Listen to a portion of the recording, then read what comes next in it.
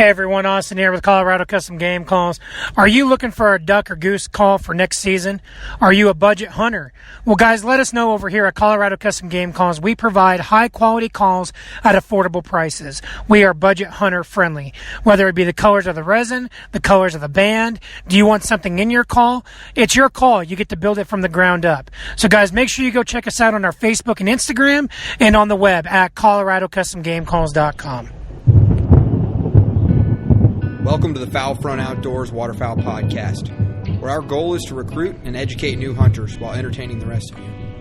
Without new hunters and the mentorship of those more seasoned, this passion as we know it faces an uncertain future. So get the word out, turn the volume up, and enjoy the show, because you're on the Fowl Front. This week's episode is brought to you by Dive Bomb Industries, the fastest growing, most affordable decoys on the market, with unmatched customer service. Visit them online at divebombindustries.com, on Instagram or Facebook at Dive Bomb Industries. Or go ahead and give them a call anytime, 7 days a week, at 314-322-7468. And go ahead and use the promo code Fowl Front, all undercase with a space in between fowl and front, for 10% off your next purchase of Dive Bomb decoys. This episode also brought to you in part by Hunt Hickory Creek. And new to Hunt Hickory Creek this year is their Central Kansas Lodge. They're going to be running hunters from the end of October all the way through January. And their main hunting area is located between Quivira National Refuge and Cheyenne Bottoms. Now, Central Kansas is a special place for waterfowl hunting. And during the peak migration, these refuges hold hundreds of thousands, if not close to millions of birds at one time. So for your chance of a hunt of a lifetime, head on over to hunthickorycreek.com, because if you're going to hunt Kansas, hunt Hickory Creek. This episode is also supported by Goose Ninja Call Lanyards, MDR Custom Woodworks, Twisted Wire Upland Hunts out of Grand Island, Nebraska, and from our friends over at High Prairie Sportsman over on YouTube. All right, today we've got Rusty Burnam of Hardcore Brands, and Rusty mainly handles the product development, media relations, and sales for Hardcore Brands. Rusty, how you doing today? I'm doing well. How are you doing? We're doing well. Excited to have you on today. Hey, glad to be here. Thanks for inviting me and bringing me on. I've been looking forward to this. Oh, yeah. I think today, and then, I always leave him out in the introductions, but I do have Tegan with me here today. So, Rusty, how you doing? Hey, man, I'm doing great. How about yourself? Can't complain. Just don't want to interrupt anybody. Always a good quality in a co-host. But... All right, so, Rusty, I guess kind of one of the main reasons we're having you on here is to maybe tell us a little bit about Hardcore Brand's story and, how you came to work there. Yeah, Ben, that's kind of when we first spoke on the phone, my association with Hardcore and since my time with the company, if nobody out there listening, Hardcore is a to Z waterfowl product manufacturer, with the majority of that really focusing heavily on the decoys. Now, that brand, Hardcore, has been around for quite some time, and most people will remember it from early mid-2000s, back in the day when it first came out. At that time, it was, pretty revolutionary. Kind of had to have. If you were serious, you were running Hardcore. Full body honkers, one piece, heads going every which way. If you had a rig of those, it was the real deal. Since that time, like I said, that's early mid 2000s. Hardcore did go through a chain of ownership to where it is today. I came to the brand in early 2016. And after that, about that time is when there was a need for some change. Some of the products, some of the material that was being used was a little inferior to what was out on the market, and we decided to, something needed to be done, and we kind of, basically pulled everything up and started laying everything back down, and that kind of when a big rebrand started taking place with Hardcore. Excellent. Excellent. Now that's about the time that you showed up. That I came in right about that time, and we started working with new material, new decoy material. We were testing different products. We were coming from a plastic that the brand had been using in the past. It was super, super important to us to make sure that there was no stone left unturned in every aspect of this new decoy that we needed to make, this new material that we needed to use. Knowing the end user side of it, we're all hunters. We know what we want. We know what we need, and we took it very, very seriously.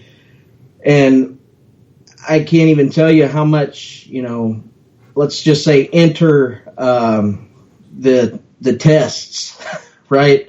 When we started working with this new material, which is now developed into our current Rugged Series line, and our technology, which we call Fowl Flex, which is within the Rugged Series line, we beat that stuff to death. The torture tests were unbelievable. I mean, off grain bins, get shot out the window at 70 miles an hour, ran over with skid steers. So very highly scientific tests, of course. Very specific to the category. How's that? Yeah. What guys are going to do with them? More than one decoy flew out of the bed of the truck on the interstate at 70 miles an hour. That needs to be like the next Mythbusters episode. Like, can a hardcore decoy go against this tannerite? Now, I'm not going to say that, but it'd be interesting. We'd be up for the challenge. But not only that, but just the elements, the cold weather, the heat. I mean, from the 150-degree barn it's being stored in all summer to the 20 below cold air that it's being used in, thrown in, the ice it's being frozen in, the whole gamut.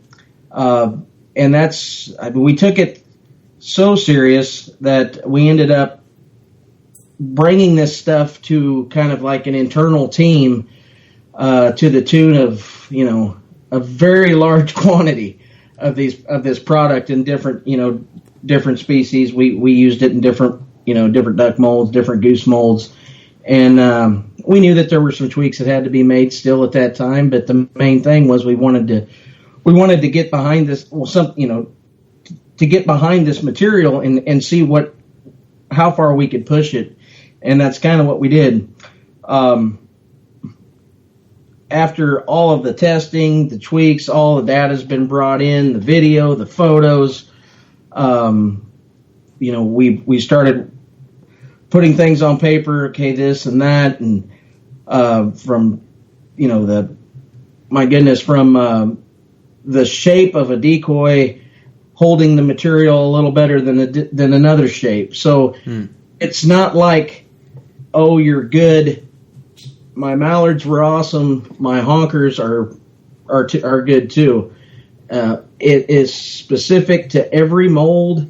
It is specific to every species, and what that posed to us as a brand was going through the entire line of current decoys that we had, molds that we had to use, and we then had to make sure that everything was congruent with the new material, which wasn't. So we, as a company, invested in recreating those molds and making those molds fit to this new material that we were using.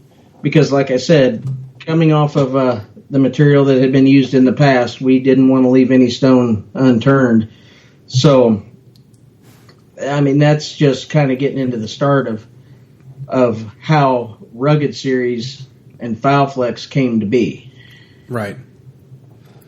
Right, and I know that's one thing that we had wanted to talk about was, I think a lot of people, they get their decoys, they show up in a box at the doorstep, and immediately, it gets judged and it gets hunted over and then judged. But not a lot of thought goes into the life cycle of a decoy. And not everybody, and especially me, I'm no plasticologist. I don't understand, how all that stuff works. And I think it'd be definitely beneficial to go into, from the need of identifying what kind of decoy you need, and all the way to it showing up at my front doorstep. Sure. I mean, as you said, a lot of people don't understand the backstory that goes into a decoy. For one, I mean, there's a need for the decoy. For two, to create that, you need a carver. For three, what are you communicating with the carver the need, because you're dealing with an artist. He's got a vision in his head. You've got a vision in your head. And, also can't forget, at the end of the day, this is a business, and business relies on sales. Therefore, where does this fit into the market? And lots of things go into factor. The size, obviously, the bigger the decoy, the more material that's being used, the more cost that's involved. Once all of those things kind of come full circle, you've communicated your needs to the carver, he's started working on it. He gets it back to you, usually through photos, Skype. These guys, usually this isn't their day job, so they're churning and burning after work, 9, 10, you're on Skype at midnight tweaking, the eyeball color of a wood duck drape. But it's part of it. And, you're creating that decoy. But then as he's working on that, as I use that word material a lot because it's such a big word and so important, he needs to know what the end use of that product's going to be. He needs to know what it's going to be made out of. He's got to watch the way he makes his cuts. He's got to watch his detail. He's got to watch, there's just lots of, and I'm not going to speak on behalf of a carver, but we all know those guys do incredible work, right? Yeah. And it's different than if it's going to be a painted piece of wood and set on a mantle. If it's going to be cast into a mold and then, plastic injected into it hundreds and hundreds and hundreds and thousands of times repetitively, what's going to show detail, what's not going to show detail, what's going to get picked up, what's not going to get picked up, parting lines. Most people don't even recognize there is a parting line on the decoy. All of those things have to go into play. He gets you back the product. You then, as most of the manufacturing is done, it is overseas. Well, working with overseas, their business day typically starts when ours is ending. So communicating with them, showing them what this is going to, what's this look like when it's done. Obviously, they have to give you back their information on cost. They need to give you back quantities that they can produce. Can they even do it the way that you want it? Once that's done, a decoy is, a mold is made, decoys are cast. Typically, those are, air freighted back to, to us. We then hand those back over to the carver. He makes he begins to paint. Well, then now you've got a paint scheme that you've got to mimic. You take that paint, whether sometimes it can be done through steps, photograph each step with a little bit of text, what he did at each step, the colors he used, every detail. You can never give them too much information. Wow. Taking that, sending that back over, and having them run that through and show you what their reproduction of his, artwork looks like. And I joke about, Skype calls at midnight, but I can tell you, I woke up many mornings with my cell phone missed picture texts of very detailed parts of different species of ducks. Does it look like this? Can it look like that? Is this okay? Is that okay? How about this? We've ran into a problem here. Okay. And you work through all of that. And by the time that gets done, now you've got a decoy. And typically when you're dealing with a factory like that, the person that painted that sample isn't the person that's going to paint it in production. So that sample then again has to be reproduced by a team of people that each have individual painting steps that they have to follow. Once that's done, once those decoys are, blown, once they're treated, once they're painted, once they're staged, then enters packaging. There's artwork required for that, dimensions of the box. You don't want to ship a bunch of air, so you need to have engineers working on the size of the box. Is it going to be a 6-pack? Is it going to be a 12-pack? Just a lot of detail there that people probably don't even give a second thought to when they're buying that cool new 12-pack. Obviously, freight is an issue. All things that's got to be considered when you're starting to look at how are you going to package this. Then once all that's created, it becomes a SKU. It becomes a product. It gets ordered to a certain quantity, and we bring it back over here and fill the shelf with it. Wow, that is a lot. I just have a brand new appreciation for decoys. Yeah. There's quite a bit to it that a lot of people don't understand, and like I said, it's lots of tweaks. It's not just we've got it, we can do it now through every, a mallard hen, a relaxed mallard hen is the same as a, Super Century full body Canada. It's not. Everything's got a recipe. It's all the same premise. It's basically all the same material, but there is, different levels of ingredients that go into them.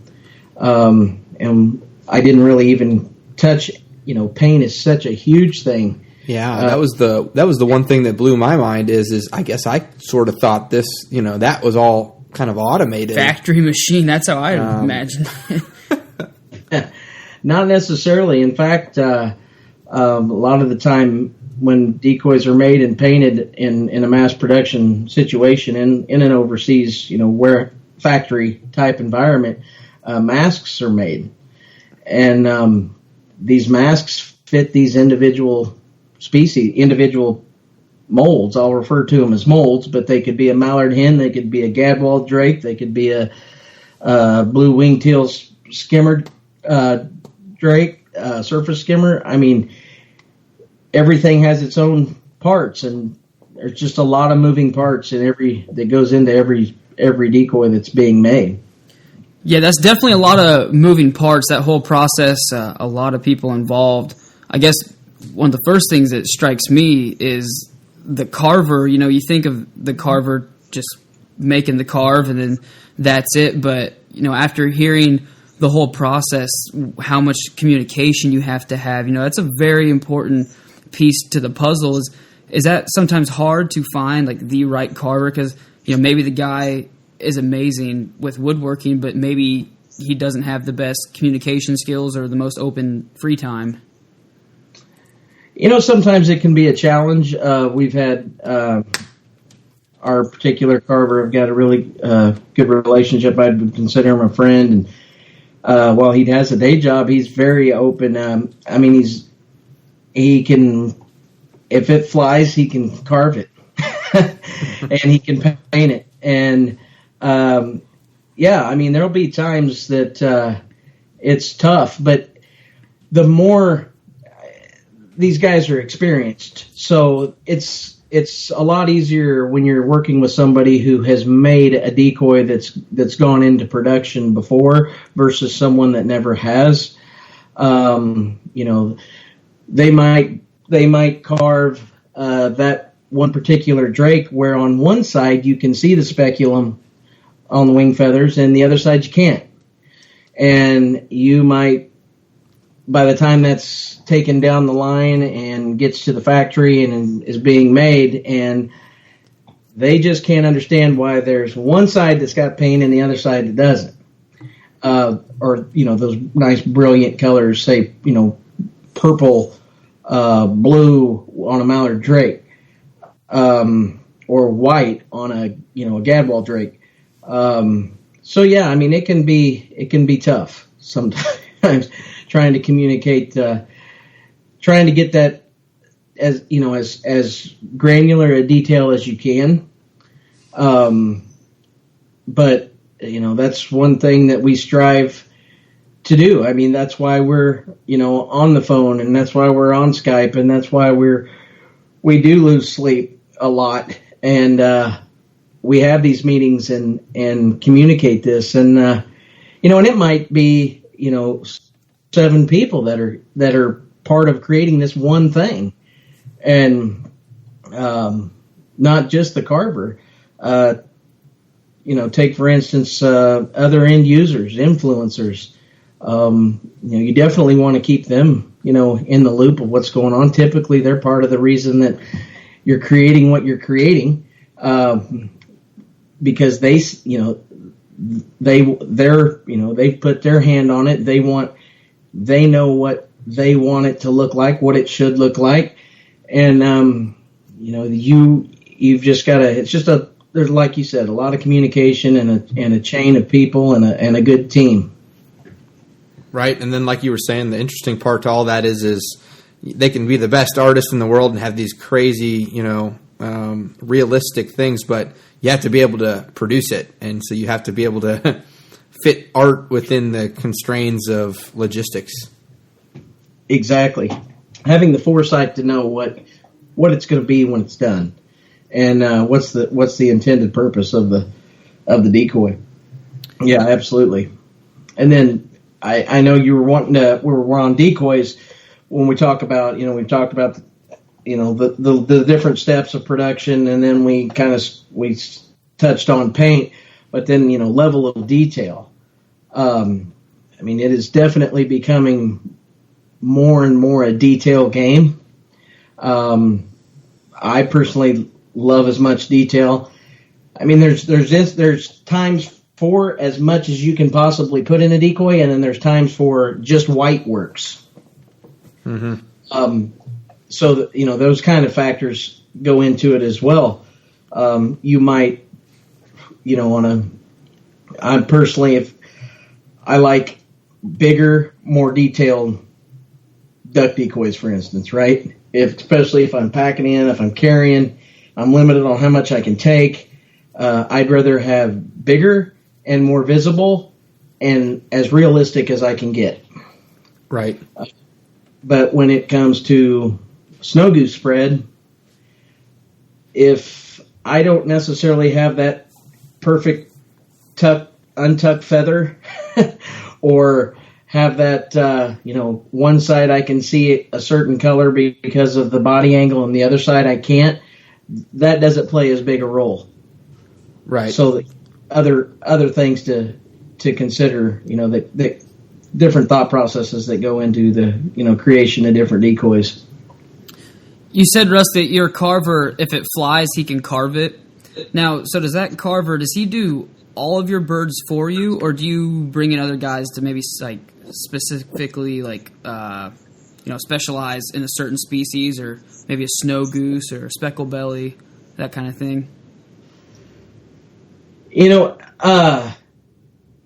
Yes, he does have, he himself has a team of individuals that he can rely on if needed to, if the workload were to get too large, so to say. I know that when hardcore started the kind of getting into the duck floater side, there were a lot of different products that needed to be made, and at that time, he simply couldn't do it all by himself. So yeah, there's a team. There's other carvers that he has worked with through the years that he feels confident in that can maybe do certain parts. There's a lot to that, to carving. All carvers that we've used, are competition carvers or retired competition carvers, guys that, are very good in their field. But there might be certain parts that he just asks for help on. For instance, if you take a decoy, let's say a full-bodied goose or something, that's a big piece of wood. And that imagine the body of that. Say it's some type of an upright head position.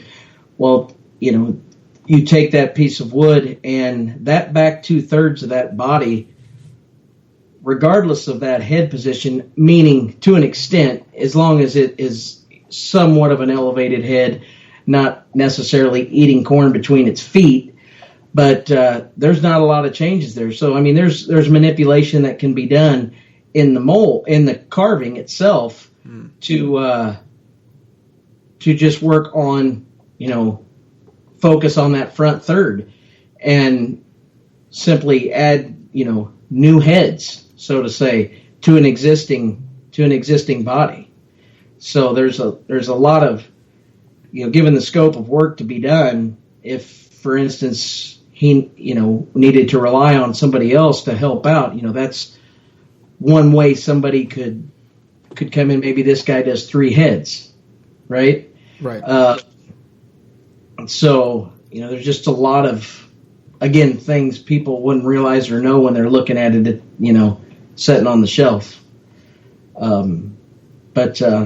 Yeah, it's a pretty complex process, really. It doesn't sound like it, but it doesn't look like it when you see him on the video, just cutting away with a... Right. Sounds like it now. Yeah. How naive of me to just think, they've got this machine that just goes in and emulates this artist, Right. Of course.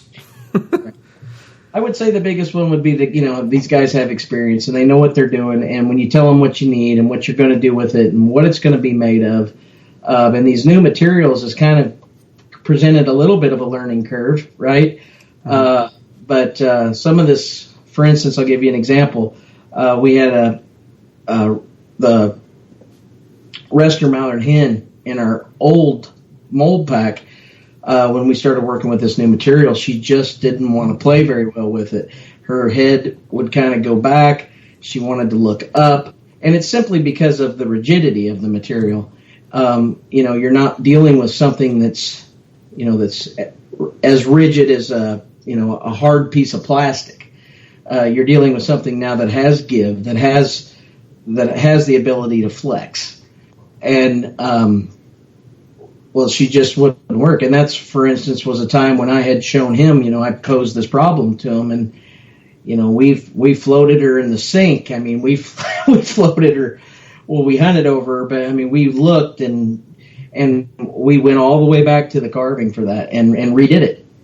And when he got to that part, he had to take into account, that she can't look back. And where do I need to beef up? Where do I need to just, make that a little bit stronger? Where do I need to leave out a little bit more? Where can't I not go as deep with detail and cut lines and things like that? So, and then once that was done, it was fine. But that's just the difference. Looking at it on the shelf, you would never know that that's a different decoy. Right. But it is. Yeah, that must be an interesting thing to be out there hunting over decoys and then... seeing something in your decoys. Me, I see something in my decoys. I'm like, I got to move a couple decoys over here. I got to move a couple decoys over there. Or maybe that one's shining a little bit, but you're probably looking at decoys at a much different lens than most people are. Yeah, anymore these days, probably. I don't know if that's a good thing or a bad thing, but yeah, I mean, you gotta love it. That's why you're in it in the first place, right? So you're intrigued with it, and it's, you want to, the way you look at stuff when you become immersed in it, and you do gain more knowledge of it. It just totally changes the way you see things. So, you're talking about that hen that was giving you problems, and like, paint me ignorant. It's amazing. Some of the things, as much as I love duck hunting, that I've never thought about before. And, that's a great point that I honestly have never thought about when you're making certain body positions, like whether it's a feeder, maybe a preener, or, something a little different than just your standard upright mallard. Like, I've just never thought about that, balancing them out so that they're floating properly on the water. Yeah, because you just can't expect to carve this, this piece of wood and that it's going to set proportionally on the water, right? It needs you've got to plan for that and spread that out. And like the keel, for instance, now that's not a carved in piece. That's a piece that's added through the molding process. But that's got to be constantly in your head too on how when you do attach that keel, given that it is the same keel throughout, and how the weight's distributed there, how's that going to make the decoy ride? There's a lot of, you get bills too low to the water, and then bill slappers, as a lot of people like to call them. I call them surface skimmers, but if you're in colder climates and you've heard them, that's slapping the water, and then ice builds up there, and then weight builds up there, and then those ducks start nosing down, and now all those decoys are kind of at an angle, don't necessarily look, probably not going to necessarily really affect the way you hunt, but something that you're not really crazy about. Right. And then how high does that bill need to be? Sometimes that's just a chance you're going to take, and if the conditions don't allow for that style of decoy, then you don't use it. But there's things to consider there, as well. But like you said, most people just think of a decoy, it comes out of the box, you throw it in the water, it's going to float. Well, yeah, it's designed to be that way. Yeah, of course. If it wasn't, you could have some serious problems. But I've had a few of those problems. So yeah, right. And then, of course, there's always the decoys that get shot and they want to sink on their own anyway. So yeah, those are the problems that I have quite frequently. I've never done that. But hey, Rusty, you said earlier when you're doing your product development, you said you could have anywhere from like 2 to 7 people, pitching in on that. Those 7 people, or when you start getting more guys putting in opinions and ideas, is that just within the company, or are you branching out to like outfitters or like hardcore hunters, or people that are using the products like every day in the field? Primarily, yeah. We like to get input from all flyways. We like to get input from. We have a pretty vast network of people, and let's call them promotional staffers for sake of this conversation. Some of them, but outfitters for sure. Influencers. Guys that are out there using them, 58 to 60 days of a 60-day duck season. Right. And we definitely want to glean, that as much information as we can from them. And they're the guys that are out there using it. And why I used to use it quite a bit. I don't find myself using it quite as much anymore, but I still absolutely, we wouldn't want to, just, use our own internal, this is the way it needs to be, this is how it's going to go, closed-minded type of an attitude. Absolutely not. We always lean on other team members because, it's different. It's different everywhere. It's so different here in Missouri where I hunt versus where, guys are, then you're a cattail pothole in North Dakota, or a barley field in Saskatchewan, or, rice field in California, or the Eastern Shore, or, a cornfield in New York, upstate New York. So while a lot is very similar, we still like to get that regional input. And that's kind of one of the, that's one of the things I love about this business is the people that you meet and the people that you work with and the friendships, and essentially that you make, and just leaning on people's success. I would say so. I've been very humbled in the last 5 months that I've been running this podcast. I mean, heck, I reached out to you, and then the next day, I'm brushing my teeth and I get a phone call from Sarah. Okay, answer the phone, and then you and me, we talked all the way until it was time for me to head into work, And, never would I have thought that I'd be talking to, one of the lead personnel for a big brand such as yours. And it's just, I'm always humbled by just how humble everybody else is and how down to earth everyone is to just talk and, talk about ducks and geese, Absolutely. That's probably the biggest joy that anyone can get from this sport is just simply the relationships and the friendships made. There's a meme that's been floating around on social media here recently about where would I be if I hadn't met all these crazy people that I met chasing ducks or something like that.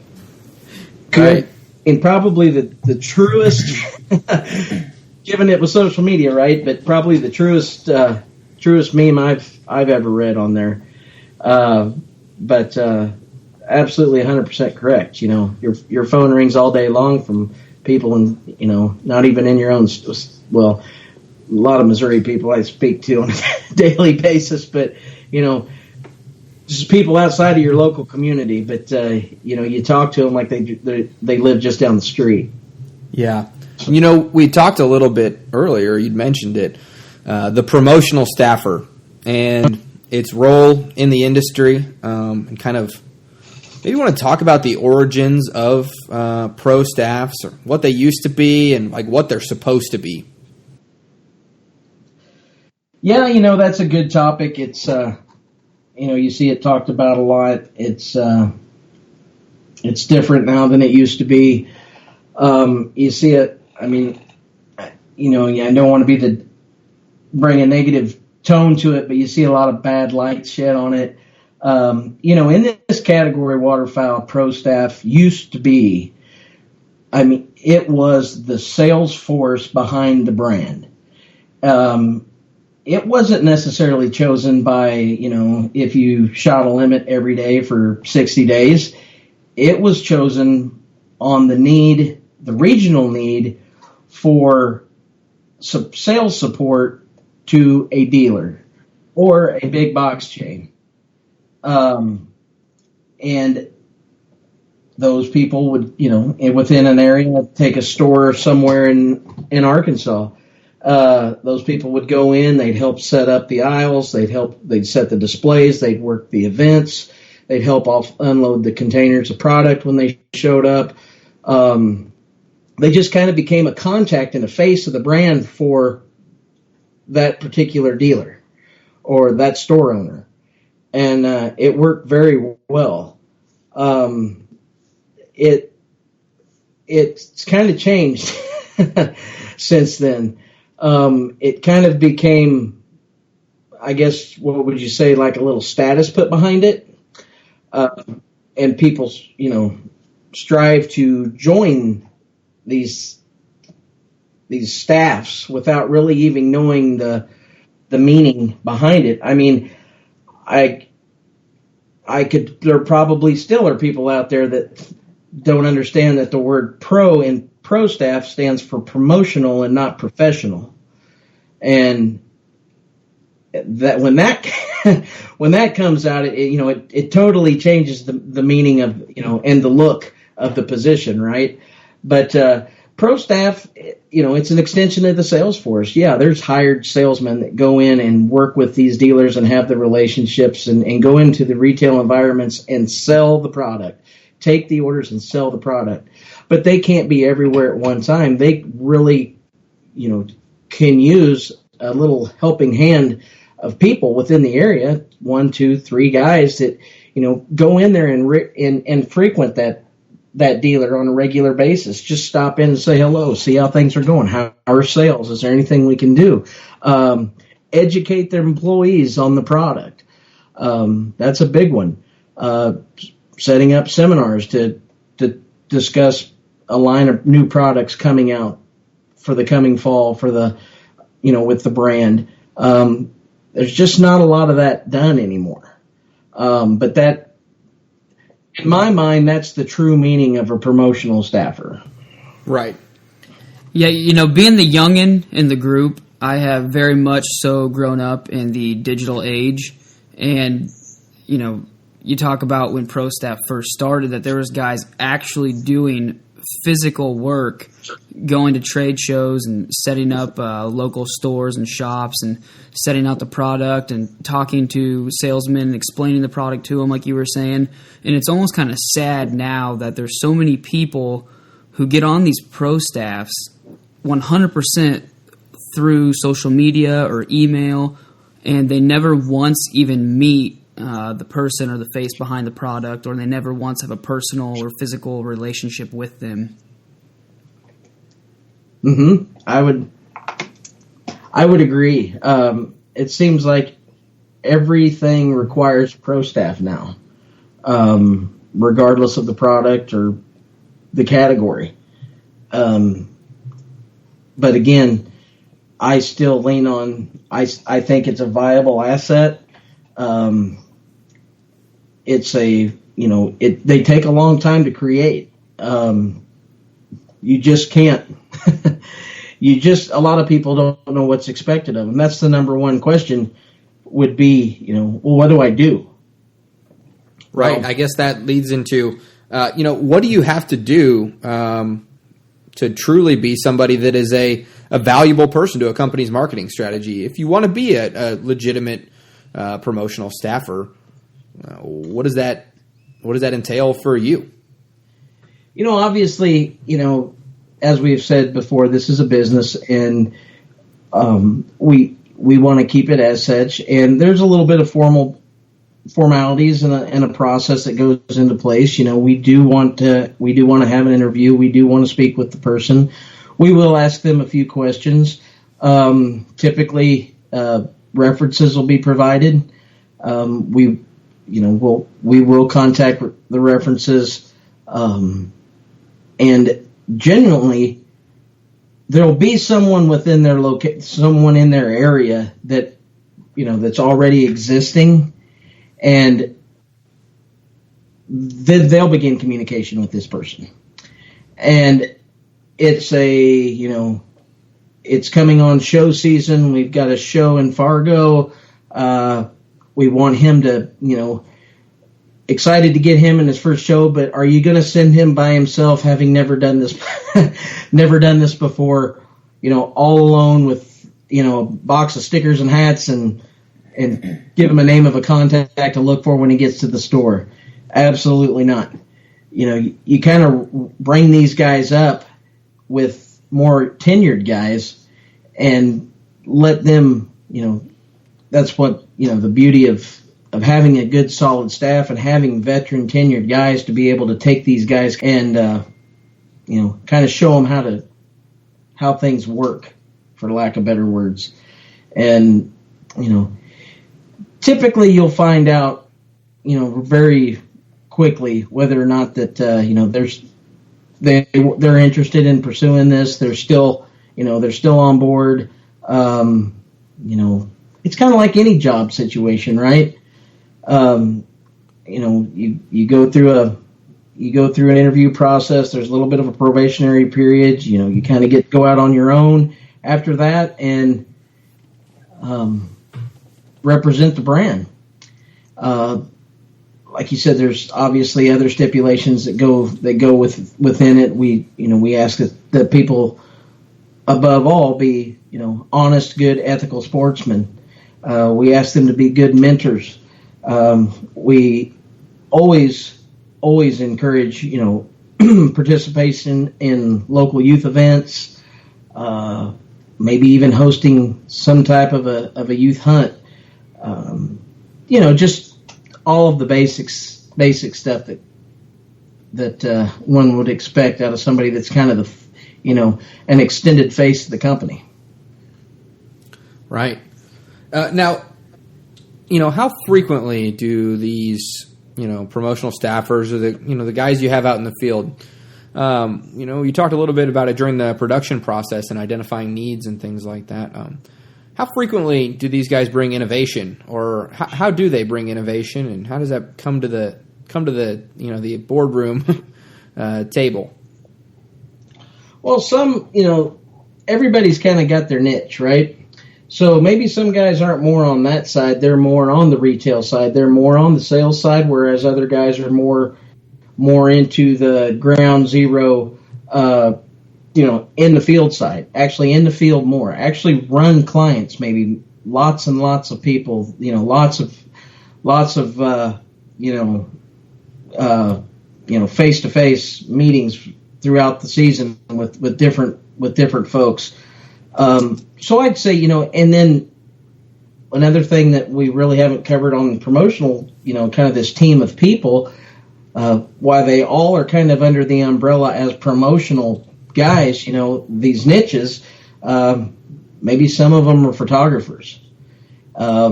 We work in a category that you can never have enough images. It is a constant ongoing need, and especially every year when you're coming out with new product and you hopefully sampled that product the fall before, so you have all that imagery to take to market when you launch that new product. So you've got, maybe you've got some videographers, you've got photographers, you've got kind of your key sales guys, and then you've got your, kind of your guys that are, they're in the field. It's what they do. They hunt every day of the season. They run clients. They use stuff. They aren't necessarily careful with their stuff. Right. You take this new material that we've been working with, Fowl Flex within our rugged series.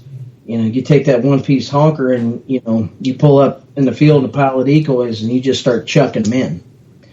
So who's going to be a better judge of paint?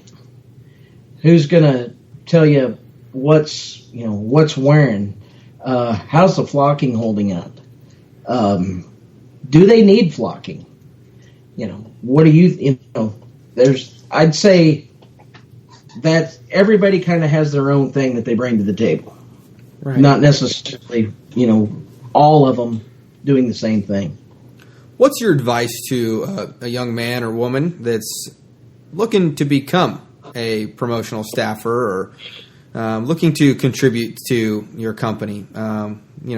Whether their reasons, at first everyone's reasons probably start off pretty selfishly, I would say, trying to, I'm out here a lot and I'm killing a lot of birds and I want to use these types of products and get a couple, decoys for free. What would you caution, these people that are, up there taking pictures, throwing out hashtags and things of that nature? Hey, do you mind if I build off that? I'm really glad you asked that because one of the things I wanted to ask was what should a pro staff person expect to get on their side of the deal? Okay. Well, let me start with Ben's part first. My advice to anybody that is out and obviously they enjoy this, they found a passion for it, they feel like they want to take it to the next level, that they want to do something to kind of express their passion a little bit more than simply going out and hunting with their family or their friends, is be it our company, be it another category, a big game or whatever, is I would research the company. I would go to their website. I would look and see who is already affiliated with the company. I would see who was in my area that had any relationships or affiliations with that company. And that's where I would start. I'd start more, as local as possible, then kind of work my way up through that. And, I'd send the emails at first. I know that a lot of people think that those emails go in a black hole, but, they don't. But I would just be that ever, if the drive and the passion is there and that's what you want to do, then you're typically going to find a way to get yourself front and center of that brand or someone affiliated with that brand that has the opportunity to, to give you a position, like you're looking for. To that other question, what's in it for me? Kind of, there's a myriad of things that promotional staffers, as far as compensation for them on their side, there is they typically do receive, a discounted pricing throughout the products. They, a lot of times get industry deals. It might not necessarily be for your brand. There might be a another brand that's working with your brand that is offering a level of discount to your promotional guys as well. So, and then there's kind of the intangibles, the not everybody might be able to take a part of, but somebody in a certain region gets to, they're going to have a big photo shoot, and you get invited to it, and the next thing you know, you've made all these relationships. My thing about with these promotional guys, and why I still think it's a viable factor, is when you build these people, they're all over the United States, Canada. These guys just know each other by a screen name and photos that are on. Now it's social media. It used to be message boards back in the day, but social. But you get these guys together, and you have these annual trainings. And when you get these guys together, you got two guys that are passionate about the same thing. They've never met, but now they're meeting. So guess what? Now they're hunting together, and now you've just taken, two smaller units and made a bigger unit that's out there promoting your brand. Does that make sense?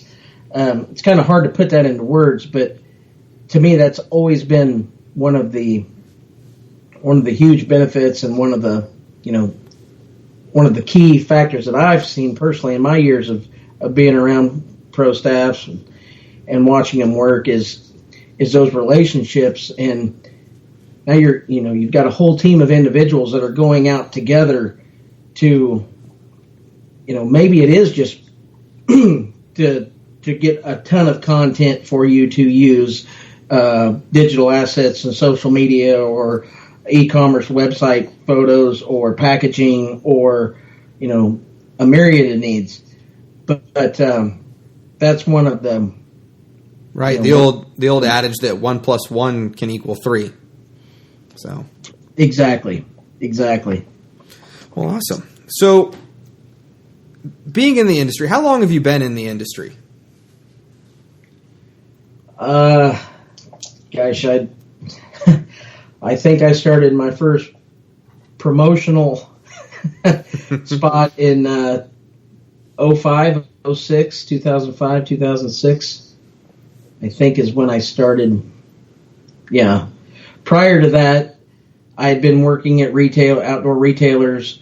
I've been working for not-for-profits. I've been doing all the banquet work, the chapters, chairman, secretary, treasurer, and just, lots of things leading up to actually becoming, an extension of a brand. Right. So when did you get started hunting? I probably started hunting. I started going before I could carry a gun, and then when I started carrying a gun, it really fueled my fire. I was probably, I don't know. I was old enough to walk on my own and not complain about the cold, I guess. I guess that's how old I was when I just have very vivid memories when I was a kid. I mean, we would, 2 weeks or so before season when we'd build blinds and I would always go along and I'd help and, I'd be there doing it and alongside, helping as best as a, 7, 8, 9-year-old can. But that's some of my fondest memories. And then going up, it was always November 1st was our opener. And that meant if you were going November 1st, you missed October 31st night, which was Halloween. So you got a kid that's missing Halloween to go stay in a camper so that he can be there with Grandpa and Dad at daylight on November 1. And I wouldn't change it for the world. Those are some of my fondest memories growing up as a kid. And then when I started carrying a gun, and my first bird was snow geese. We shot lots of snow geese in those days. Didn't have Canada geese here in this part of the country then. There wasn't a resident population like there is now. I remember my first ducks came 4 or 5 years later, but my first year, I started with, carrying a gun, 410. Yeah, that You think, what are you really doing? But, it doesn't matter because you were there and you were carrying a gun. And then that was actually still in the lead shot days. So adding some lead to the air. So yeah, you bet. But some of the fondest memories I have of my childhood were definitely prepping for season, hunting, weekends in the blind, and we would stay up in the area so we didn't have to drive so far. And the next morning, spending 2-3 days at a time. That's kind of what got me started. Do you think that there's anything that you've learned from being in the industry that's made you a better hunter in the field? I don't, there's lots of things. You're always learning, right? There's always things to learn. You're never going to figure them out all the way. But I would say that it might not so much be the learning, is the enjoyment of the time spent in the field with the people that you've met along the way. That's probably been one of the most things that I've cherished since I've been in this industry is those relationships and hunting with those people and different people and the memories that have been made with those people that you probably never would have had the opportunity to make them with it had you not have been, worked side by side with them, worked shows with them for years, traveled with them, that kind of a thing. So I'd have to say it's, you're always learning, and there's always a better mousetrap. But right. I think that if you want to learn something about waterfowl, it doesn't matter whether or not it's someone's been hunting longer than you, or if it's their first season. Take somebody else out hunting, and you'll learn something. Go to somebody else's place, see how they do it. Implement, take something from that back to your spot, or what they did with their spinners, or they didn't use them, or they only used them here. And try that, or what they're digging in. Well, and then you dig in, or what they, it's just plus different areas, different birds. They're going to act different, but still, gives you an excuse to try something new, right? Yeah. Now that gives me one opportunity question that I always love to ask people is, how do you use spinners? Well, you personally. I think we always carry them. We've always got them with us. And I'd say the majority of the time we always start out with them. But would you be more specific to water, or would you be more specific to like a dry field? Oh, whatever you... maybe just go with water for the sake of this question. Well, for water, and if it's a nice, that sun's out and I'm starting with them, I'm using them. If I can, I'm probably gonna get them as low as I can. I'm gonna play with that. I'm talking about birds that are maybe not reacting to them the way I should think they should be reacting before I completely pull them. Mm-hmm. I'm gonna set them out there. I'm gonna put them low. I'm going to put them at different heights. Probably never going to have just one. I'm going to have a tall stake for one or two of them. And keep it in mind, I'm talking about a place that, this is a place of opportunity. I just found them in here. Nobody else has got them. Let's call it public. I'm going to go in here and hunt them in the morning. I'm probably going to have 2 or 3 with me, and I'm going to have them at varying heights, especially if it's going to be sunny. If it's going to be cloudy, I might not even set them out. But that would probably be, I'll never forget the first spinner. I didn't see a spinner in person before I saw the first encounter I had with the spinner is seeing what it did from about 500 yards. So that's what made me a believer. was hunting on a public piece of ground, and every duck in the country working into this group. And then finally getting, because, back then it was just one stake, and I think it came in 3 pieces. And it was a shell decoy that was converted with a motor underneath it and 4D batteries that you didn't want to put in it until you got out there because you were sure going to lose them walking out. And seeing the effect of it, holy cow. And that's what got me excited about it and got us using them. And, it was quite a deal there for a while. Again, like everything else, I think they've lost their effectiveness over the years, like a lot of products have. But I still think that they work. I still think that there's times when if you wouldn't have had them, you probably wouldn't have had the success you did. But I like a lot of white. I like the flash. I like to, anything that draws attention or that's visible and can be seen. I'm a big believer in that. Yeah, I'm a huge bias to biology person, and waterfowl don't have the best long-term memory. It's not horrible, but I always say, if people would just stop using all motion decoys right at this minute, every single person in the country, and just let it sit for a little while, 3, 5, 10 years from now, it would be just like when they very first came out again. And everyone would ducks would be flying into the mojos once again. Could be, but it's going to be a hard time convincing everybody to do that. Yeah, for sure.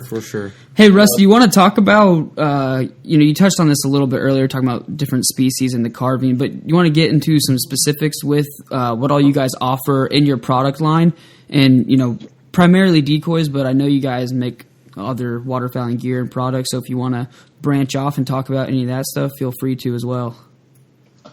Sure, absolutely. I mean, we can, like I said, we truly are an A to Z manufacturer. We carry just about every piece of equipment that one would need as far as kind of the meat and potatoes of product that a guy wants, when he's going afield to hunt ducks or geese. Obviously duck floaters start with mallards. We have a 12-pack mallard that's more of it's our Field Series line. It's a smaller, it's more budget friendly. It's a very good carving. It's 6 drakes and 6 hens. A lot of guys look at that decoy and think I don't need it, but I can tell you what, it's light and you can carry a lot of them. What's really nice about our little 12-pack of mallards is we did not choose to use kind of when you'll notice kind of more at that price point decoy, that budget decoy, you'll see like a different keel system. It might just be a sliver of plastic or something with a little bit of weight in it. We chose to go ahead and use our patent whale tail keel in our 12-pack that we carry in every one of our floating decoys. So it's a nice value add to a 12-pack of ducks. So there's that Field Series 12-pack of mallards, and then enter our standard mallards. Now our standard mallards are a little larger. Now this is when you're starting. They're one piece. You start to get into the myriad of poses. We've got a rester drake. We've got an active drake. We've got a surface feeder. Coming out with surface feeder drake, a surface feeder hen. But just a variety of poses in that line. We sell that decoy 4 drakes, 2 hens. It's a 6-pack, and it, like I said, it's our standard. It's a little larger than it's more of a life size mallard. And then come to our mag mallard series. Now our mag is a much larger floater. We currently do it in a rester right now, a drake and a hen, 4 drakes, 2 hens. It's a big spot. I mean, I'm personally probably my favorite mallard floater that we make. I like I said before, I'm kind of a fan of the bigger decoy. But that's three SKUs right there of mallard floaters. We have a wood duck floater. We have a pintail floater. we have a widgeon floater, we have a gadwall floater. All of these other ducks, I like to call them. We package 3 drakes, 3 hens, all available in 6-packs. That kind of rounds out kind of the, pothole birds. And then you get into divers. We have ringnecks, bluebills, canvasbacks, and redheads. All our divers are foam filled. They're all part of our rugged series. They are not foul flex, as everything else I just mentioned is our new material. Our divers are not, because they're foam filled. But the new material itself, like I said, throwing it out of windows at 70 miles an hour, throwing it from grain bins, running over with a skid steer. A foam-filled diver is a pretty hardy decoy too. Right. It can take a licking and literally keep on ticking. But that kind of rounds out most of the ducks. We do make a coot. Getting into, on the goose side, we do have Canada goose floaters. We have 4 different head positions. Those are 2-piece. Our Canada goose floater is a pretty, I don't have the dimensions off the top of my head, but it's a substantial size goose floater. We do sell those in 6-packs. We have a snow goose floater, a blue goose floater, and a speck floater as well. I left the teal out of the ducks. We do a blue wing and a green wing. Sell those in 6-packs. And a shoveler. I missed those also. That does kind of round out the duck floaters and the goose floaters. Enter the full bodies. We do a 6-pack, what we call a touchdown pack. And by touchdown, what I mean is we have a mix of heads. We have your up and your down. So typically guys are going to call it more of your upright, century, or your feeder. We put those together and bundle it and call it a touchdown. So we have a touchdown full body mallard and a touchdown full body mallard with flocked head drakes. Then we also do a 6-pack of full body mallard feeders. So we try to break it up so guys can, have that amount that they want. Not everybody wants a mix. Guys might want to go heavy on those feeders, and that's why we offer them as, a standalone 6-pack. Going into a black duck, we do a touchdown full-body black duck. There's 3 drakes or 4 drakes and 2 hens in that pack.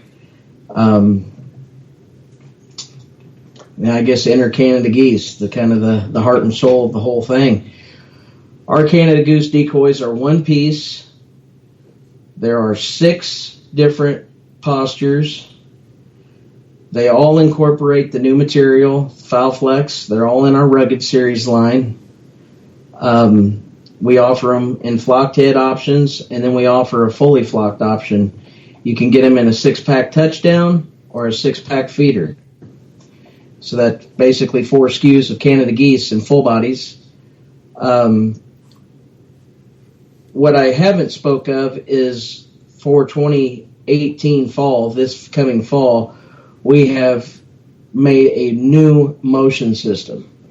Talk about a lot of people, a lot of involvement, a lot of moving parts. Design one of those. Motion system like on your full body birds?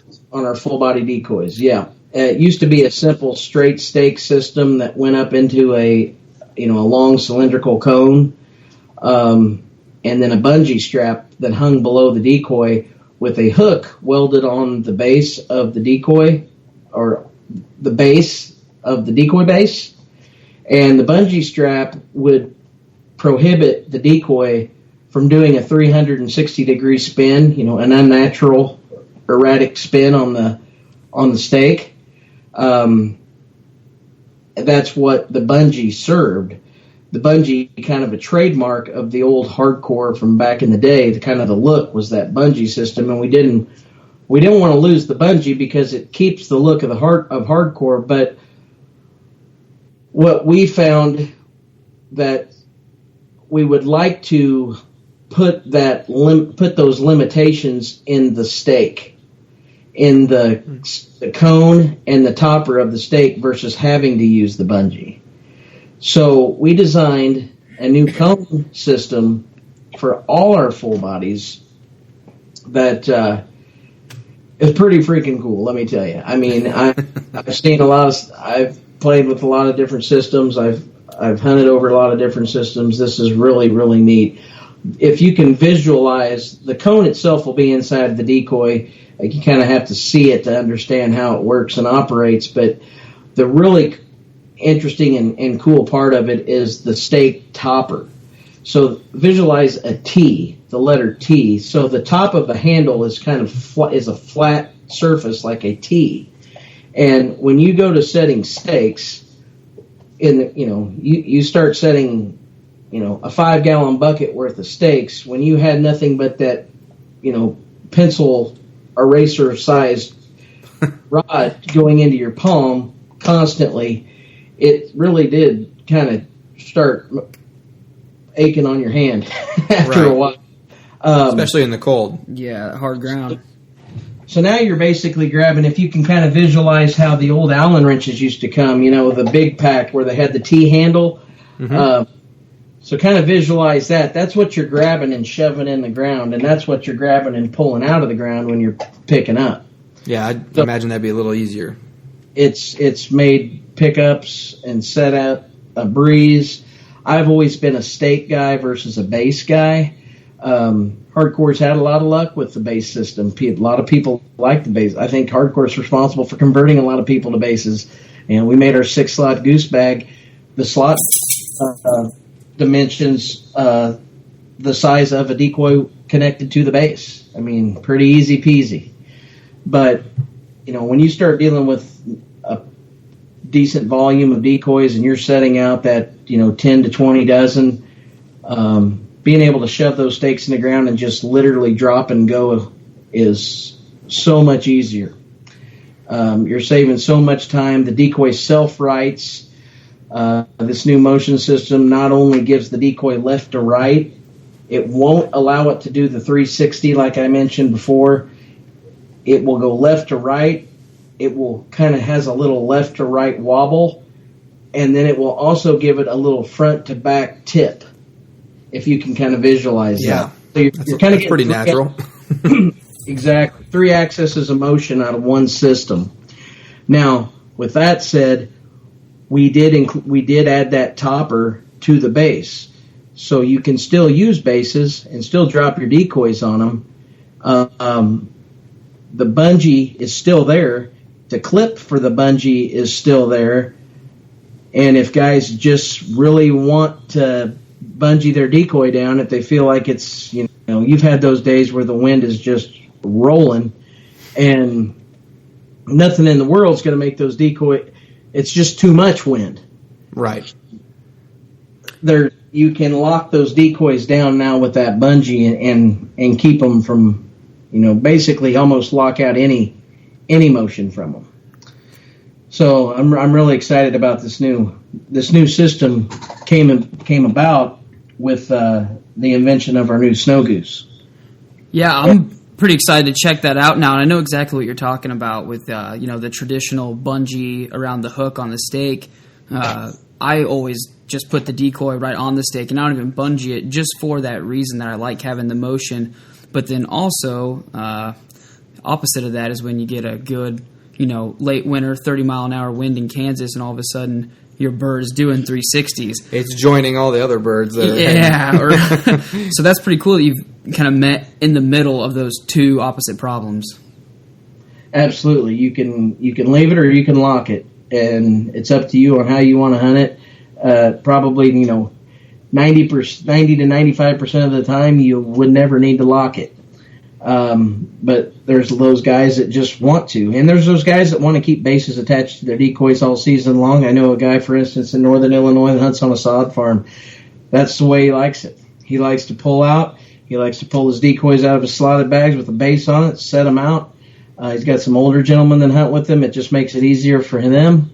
And that's the way he wants to do it. So he'll probably leave his bases attached all the time.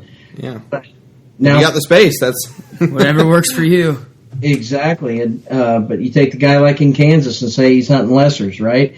He's probably putting out more than 4 or 5 dozen, and now this guy's punching stakes in the ground. But it's just it's trying to fit everybody, right? So.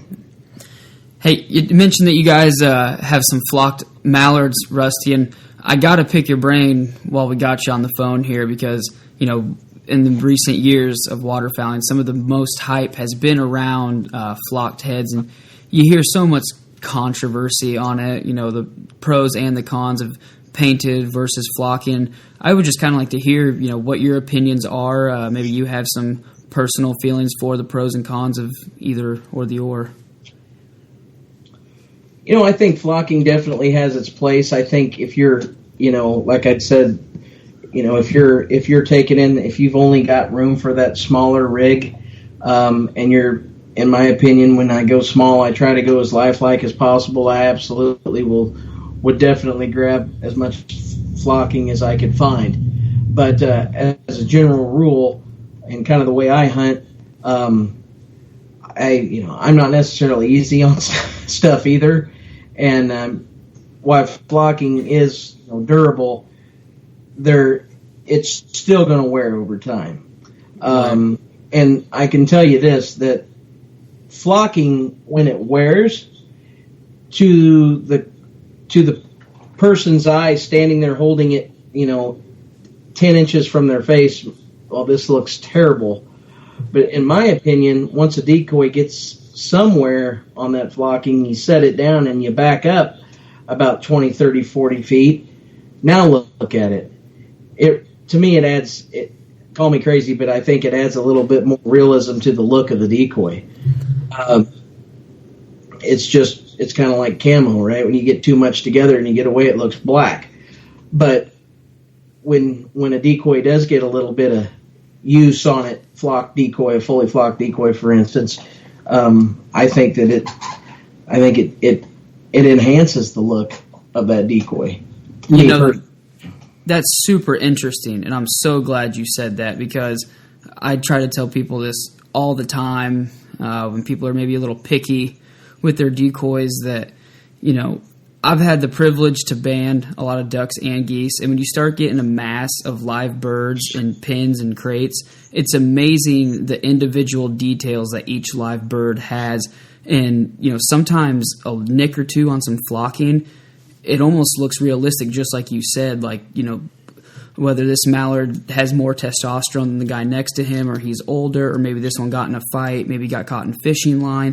I mean, it's crazy when you get a bunch of live birds together. I mean, they still are individuals. And so, maybe a nick or ding on your decoy isn't the worst. And like you said, it's a lot different from a bird who's 30 yards in the air versus a person holding the decoy 3 feet in front of their face. Right, exactly. And I don't think a lot of people take the time to, use that kind of rationale. But when they do, I think it's pretty easy to see. Yeah, but like you said, it's all different, and birds are always, while they all look the same, they are all a little different, and just different little tips and strategies that you can implement into your decoys. Different sizes, use some mags, use some standards, use some mixing your full body ducks in with your your full body honkers, using white decoys to shoot mallards over. This can be, you take a snow goose rig that's been thrown in and out of a trailer 100 times. Tell me those decoys look like they just came off. But yet you set that on a hilltop and a flock of mallards comes over and it's like a Hoover vacuum. Right. Yeah, especially you think about some of the situations a lot of goose hunters or snow goose hunters are hunting, and I mean those things are getting muddy and banged up. And absolutely, that's kind of what goes back to the detail.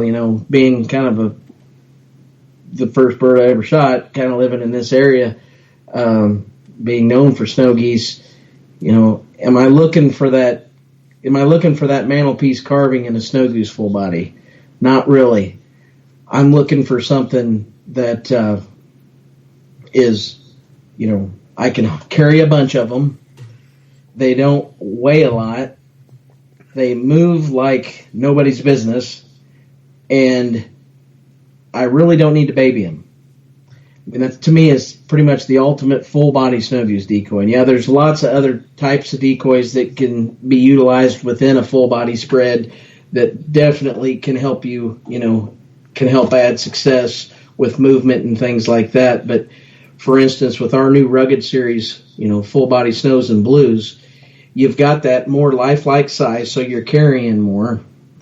You've got the new materials, so you're literally throwing these things in the trailer as fast as you can chuck them. And you've got the new motion system. These things are dancing on the stake. And, you've got 2 feeder positions and you've got an upright position. And, set down, lay down, turn the e-collar on, and have fun. Because that's... I'm really excited about these new decoys, but that just kind of shows you the different levels of detail and the different thought process that need to go into play when you're creating these things. Yeah, I need to throw in a little tidbit here for you, Rusty. For all you listeners out there, just throwing a little extra plug. If you guys have not seen it yet, you have got to go to YouTube and check out the Hardcore Decoy Snow Goose Hunt video with Tony Vandemore, because that video is awesome. Yeah, it's really, that was obviously the inaugural year of this decoy, kind of the prototype year. Tony and the boys just, they're not light on their stuff, right? What he's using it like he's showing you he's using it. And he's used a lot of them. And, like you said, the proof's in the pudding. Go view that video, and maybe you can add a link to it in the write-up of this podcast. But, yeah, absolutely. It's, it's a very viable decoy, and I feel that it's going to be in just about every snow goose hunter's arsenal before it's over with, once they've had the chance to experience it. Excellent. All right, Rusty, so we always kind of ask these questions. You get one last hunt. The last hunt you get to go on. Where are you going? Who are you going with? What are you throwing out, and what are you hunting? One last hunt. Man, throw the weather conditions in there for us, too. You get to play with that, too. Oh, I can control that destiny. Yep. You pick everything. Man, I don't know. If I had one last hunt, I would probably be with my dad and my 9-year-old son, and it would be, we'd be hunting mallards, and it'd probably be some backwater off the river. Maybe like a little, not necessarily timber hole, but, a little pothole off the woods, like a scoured out blowhole, type of a scenario. It'd be bluebird day, north wind be rolling, and I think that'd be and it'd be, mid-November. And I'd be right here in Missouri. That's what I'd be doing. Excellent. So we talked a little bit about, where it come from and where it is right now, but where's Hardcore headed? What's the future for them? Well, sky's the limit. We're going to continue to, put the emphasis on the product, not have a design to shelf type mentality.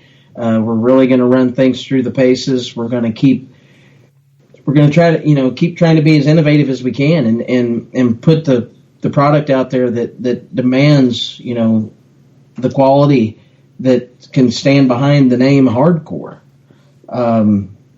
I think you're going to see from us, you're going to see new decoys. You're going to see more, one piece type molds.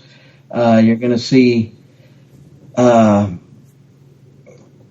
you're going to see a better showing in the retail marketplace.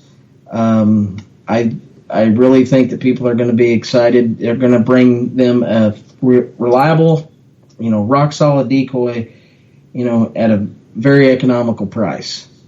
So I think you're going to see a lot of hardcore in the coming years. Well, awesome. All right, so last little bit of plugging.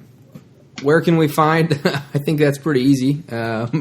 We can find you in most places, but anything that you'd like to let the listeners know before we get on out of here? Well, they can always check out the website, www.hardcorehybrands.com. We try to keep that as up to date as we can. We're getting ready to add a bunch of new products now that aren't currently on there, but will be coming on there soon. They'll find us on the shelf at Bass Pro Shop this year. There'll be several dealers, too many to mention or that I can recall from name right now to list. But as far as we will be on drop ship, you'll be able to purchase us online at Bass Pro, at Cabela's, at Shields, and Gander Mountain, and Dick's Sporting Goods, and Field and Stream. So, but if you've got any questions about the product, if anybody does, or if they want to look at the stuff, kind of get a little more, info, a little more intel, I would definitely steer them towards the website. All right, sounds good. Well, Rusty, hey, we appreciate you coming onto the show. We know you're a busy man, and like you said, you're probably just about to start answering phone calls from manufacturers. Hopefully no midnight FaceTimes tonight. Yeah. Hey, you never know. But like I said, hey, we appreciate you coming on, and really everything that you did for the listeners today, and wish you get out and hunt a few times this upcoming season, hopefully, and yeah. Absolutely. Well, guys, I appreciate you inviting me. I enjoyed it, and looking forward to possibly talking with you again down the road. And again, like I said, if your listeners have any questions, you send them to the link in the website. But really enjoyed it. All right. Hey, thanks a lot, Rusty. Yeah, thank you. Take care, guys. Thanks for listening to this week's episode of the Fowl Front Waterfowl Podcast. Please come join us on our Facebook group, the Fowl Front Waterfowl Podcast group, where you can connect with a good group of hunters, because we're all in this together. We need to act like it so that hopefully our great grandkids will be hunting ducks over our favorite public lands. We also ask that you go ahead and give us a written review on iTunes and give us 5 stars if you think we deserve it. And we really do want to hear back from you so that we can give you the best possible content. And if you get in on that Facebook group, you can get in there and you can ask questions and you can tell us what you want to hear next, or you can tell us what you don't like, and we'll be sure to tailor things to our listeners. So, all right, stay safe out there, and we will see you next week.